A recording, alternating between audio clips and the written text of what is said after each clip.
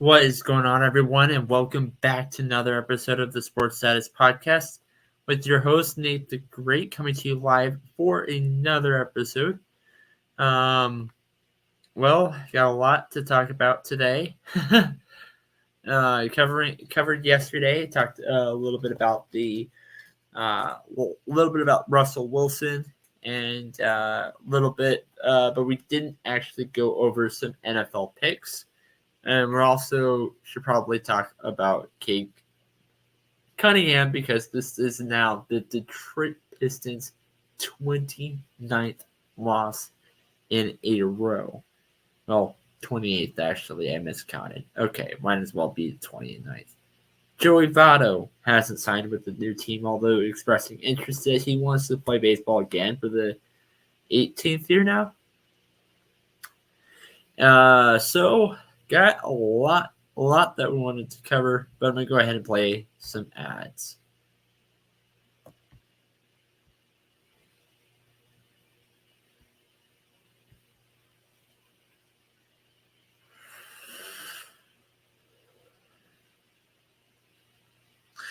All right, ready, ladies and gentlemen. Sorry, I actually have my stuff right here on the side of my screen. So, all right, give me 1 second as it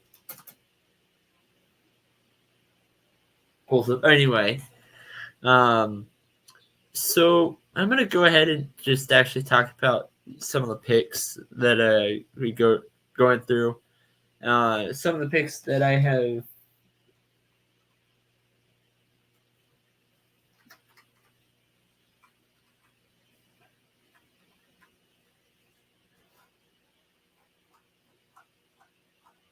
Okay, so start from the beginning. Joey Vatto. It is very clear that he wants to play. He had a quote. I'm just going to read it out real quick. Being a free agent is like a scene from Gravity where Sandra Bullock detaches from the Explorer. Never actually seen the movie, but okay. You're all alone. No one is answering your calls, and you don't want to, and you don't know if you want to get back to base. Hope your only hope is George Clooney saving you. Never actually seen the movie, so I don't actually get the reference. But to me, it's very clear that I think Joey Vatto wants to play. But where does he go? There's one obvious pick for me, mainly because he is from the area originally, and this team I think could use a left-handed designated hitter, and I think he would be very good for that role. And that's the Toronto Blue Jays. And that's a couple other teams I feel like might be a little bit of a stretch, but I do think that he could be used in the bench, give some veteran, used as a bench spot to play backup, play as bench to strengthen the bench like the Chicago Cubs and other teams like that. Then the other team that I think might be in another spot is back with the Cincinnati Reds, just not as a player. He's older. Excuse me. He's in his 40s, early 40s. He does have the ability to see a pitch coming.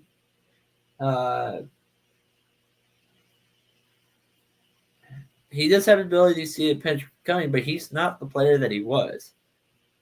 So I don't see him going anywhere else. He got hurt a lot last year. So besides maybe the Toronto Blue Jays, I can't see anywhere else. So NBA. Cade Cunningham scored 41 points against the Boston Celtics yesterday. Monty Williams made a comment on his performance. He said he showed me even more in the locker room just now. We talked passionately about the things we needed to do and how everybody has to be in the boat and accountable where we go. You have to be real about where we are. The Pistons are on pace for 6 wins this year. which could shatter the all-time low of 9 wins in an 82-game season that was set by the 1972 to 73 Sixers.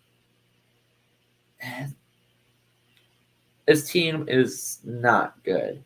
They have one really good player who could score, but that's basically it. And NBA, you're going to need other people to spread the ball around, get more than one person. And obviously, the Detroit Pistons don't have that. So, an interesting question was brought up, and it was, we're going into the All-Star break, not going into, we're going into the New Year's, and Cade Cunningham I would probably trade him if I were to the Detroit Pistons. Where to? I don't know yet. But I could see. I don't know yet, but I would probably trade him. Let's go into the NFL picks. The Detroit Lions play the Dallas Cowboys.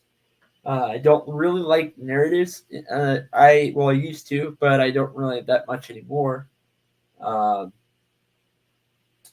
Dallas has not, however, lost at home at all this season. Jared Goff does not do well on the road or on the cold, but this is Dallas that we're talking about. It rarely gets cold in Dallas, and they're playing it down. I'm going to take the Dallas Cowboys to take this over the Detroit Lions.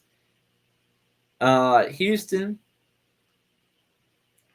Last time these two teams played, Houston was on the road with Case Keenum as the starting quarterback, and they still won. I'm taking the Texans to beat the Tennessee Titans. The Atlanta Falcons versus the Chicago Bears. The Atlanta Falcons, they both can actually do well against the run. However, they both can also run the ball as well. However, I think the Chicago Bears are slightly better at their run defense and running the football. I got to take the Bears in because of both of those categories. The Miami Dolphins played against the Baltimore Ravens. I am going to take Baltimore because the receivers, I don't know if they're going to be healthy enough for this game. I know Jalen Waddle for sure isn't. Tyreek Hill, that's still a question. New Orleans Saints versus the Tampa Bay Buccaneers. Saints have only allowed 191 yards on defense all season. And now you're asking a guy who has averaged Tampa Bay Buccaneers who, even though they're on a 4-game winning streak, they actually haven't been playing an impressive stretch throughout those 4 games. I'm going to pull up the scores. I'm going to pull up the scores for a second, but the stat that I read is that he's averaged 10 touchdowns in 4 games, which is it's not bad, but 191 yards, that is on average about 2 touchdowns. So I just feel like New Orleans passing offense is going to be better in this one. I got to take the Saints.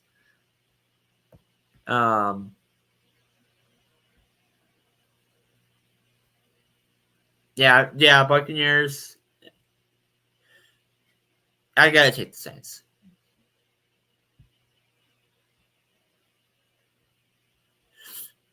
Patriots and Bills. Now, this game I could see going either way because New England's obvious strength is their defense. However, they do not do well against the pass. They haven't. I mean, they're not terrible, but they're on the mediocre side against the pass. They're 14th in that category. And Josh Allen does, however, turn the ball over a lot. So I'm not really too worried against the pass. If he can limit those interceptions, I actually am going to pick the Buffalo Bills to win this game. But my question is, can he limit those turnovers? Philadelphia Eagles play against the Arizona Cardinals. I'm actually going to take the Eagles, but I really think this has to go on one guy if they lose, and that's Nick Sirianni. Arizona is not one to actually turn over the ball. but they can deliver. They can block and cover their receivers. Now, this is going to be a harder task that they would have to face because they do have Devontae Smith and AJ Brown on the side. So I'm not saying that I think that's going to be a harder task, but if they can actually, the key to winning this game is for the Eagles to run the ball up middle, and I think they can do that. I got to take the Eagles on this. Carolina Panthers versus Jacksonville Jaguars. Surprisingly, this is actually going to be the hardest pick for me. I said earlier in the show, I am starting to not become a fan of narratives anymore. Because people react to the most recent thing they've seen. And sometimes the most recent thing they've seen is, well, it doesn't always come to work. You know, as of lately, Jacksonville has been getting injuries left and right. Trevor Lawrence, he's hurt. And so they're starting to injure CJ Beathard. But it's not the only injury that Jacksonville is having right now. And Carolina, on the other hand, their best week last week when playing against Green Bay, even though they lost. Scoring, I think it was. I'm gonna count that actually, because I didn't keep that record, but I'm gonna count the stats actually on that. I think the total was about 4 touchdowns. Yeah, 4 touchdowns for the Carolina Panthers against Green Bay. And Green Bay, I like Green Bay's defense just a little bit better than Jacksonville. However, like I said, people react to the most recent thing they've seen. So I'm going to take Jacksonville, but I think this game might go into overtime, and I think it's going to be pretty close. The Las Vegas Raiders against the Indianapolis Colts. Jonathan Taylor historically has done really well against the Las Vegas Raiders. The Raiders do not have a guy to go and stop the run. So a lot of great running backs have been able to run up the middle and gain a bunch of yards. Now, do I think that's going to continue? Yes, I do. I 100% do. However, they do have Max Crosby to stop their passing plays. And Aiden O'Connell, as much as I want to go with the Colts, I love the receivers for the Raiders more. And I don't feel like the Indianapolis Colts have anybody to be able to stop those receivers. Despite the crazy stat from last week, and I don't know how it's doing, I feel like the Raiders have been coached better than the Colts. I got to take the Raiders, but I wouldn't be shocked if the Colts end up winning. The Rams going up against the New York Giants. I think this is you're starting to get into some of the more of the obvious ones. Rams have taken this one. I think that's pretty easy. The Giants have allowed at least 20 points in the most recent games, so there's not much explanation there. San Francisco 49ers versus Washington Commanders. Commanders are ranked 32nd in the NFL when it comes to defense. I got to take the 49ers, and I don't think this is pretty easy for me. Pittsburgh Steelers versus Seattle Seahawks. That one was hard. The Pittsburgh's defense stepped up a lot, but the biggest reason I'm picking Seattle is even though defensively they stepped up a lot, they still gave up pretty big plays against T. Higgins and Tyler Boyd. Tyler Boyd. But I think that, I think that they might have, I think defensively they're going to have a similar game. You might see Geno Smith turn the ball over, maybe make some costly mistakes, but despite a big defensive stop from the Pittsburgh Steelers, you might have one or two explosive plays that's going to cost the Seahawks the game. It's going to cost the Pittsburgh Steelers the game. Besides that, they're also on the road in a very loud, noisy crowd. I don't like that for Pittsburgh. I'm going to take Seattle to take this. Kansas City Chiefs home game against Cincinnati Bengals. A lot of Kansas City's losses come against teams that have a defender that can scare you. Raiders, Matt Crosby. Denver Broncos, they had Patrick Surtain. Packers, they had a really, really decent quarter. And Cincinnati Bengals do not have that.